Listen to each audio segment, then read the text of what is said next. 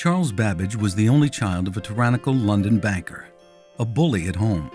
But his money kept his son and heir financially comfortable for life.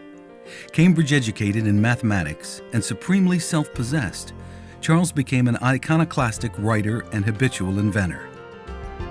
In 1832, the drawing room of his London home became a showcase for demonstrations of a small section of his difference engine, a far from finished device by which he intended to revolutionize calculation by mechanizing it. At his soirees, London's intellectual society watched what you see now. As Babbage cranked its handle, this machine produced a series of polynomial calculations that were repeatable and error-free. Most astonishing, it was automatic. Any of his illustrious guests might have operated the handle as well as Charles Babbage, perhaps the geologist Charles Lyell, or Charles Darwin, or Charles Dickens. Once set, the machine seemed able to proceed, to think, on its own. But what was called the beautiful fragment of the machine Babbage had intended to build was all he ever finished of it. In fact, his imagination had already moved on to an even more ambitious mechanism, one that would make obsolete the abandoned machine. The analytical engine would be a general-purpose calculating automaton. For most of 30 years, he would revise and improve his notional design. Only a few partial sections of it were built, this one after Babbage's death by his son. The analytical engine was an ever-evolving machine. Each breakthrough elegantly drawn up, annotated to describe mechanical motions with a coding system that Babbage claimed was his finest invention. The analytical engine may be the most intricate operating mechanism ever fully realized with paper and imagination alone. In 1846, Babbage abruptly changed course. As if determined to make good on an old obligation, he worked for 2 years to complete a full set of drawings for difference engine number 2. It would require 8,000 parts, only a third as many as the first. He offered it to the government, but did not protest when it declined to build it, and the drawings were carefully put away. Eventually, they came from the Babbage estate to rest in the library of the Science Museum in London.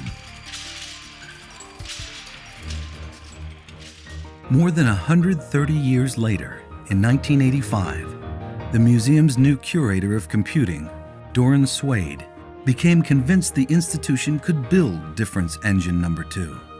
After all, with the intact drawings, it seemed feasible and within financial reach. It took 17 years and drama to rival Babbage's so long ago. And it works, just as Babbage designed it. Every turn of the engine's driving handle is carried through gears, cams, rods, levers, and springs to release and arrest precisely aligned number wheels. A helical arrangement of steel fingers continually pulls the register towers to find and perform the carrying of tens. In its continuing sweep upward, it is mesmerizing. The intricate printing section can be programmed for 1, 2, or 3 column output, for 2 font sizes at once, for variable margins and column gaps, even word wrap where necessary. It prints hard copy on paper and simultaneously impresses the same output into a tray of plaster to produce a stereotype, a mold for casting a full-page printing plate. When a tray is full, the printer pauses the entire machine. In the spring of 2008, a clone of DE2 commissioned by Nathan Myhrvold was completed at the Science Museum and shipped to California. At the Computer History Museum, it would charm new thousands of discerning eyes. Today, the crotchety proud genius, who never managed to prove it during his lifetime, has a fair claim to honor as a pioneer in the history of intelligent machines. just as his parlor guests in 1832 suggested.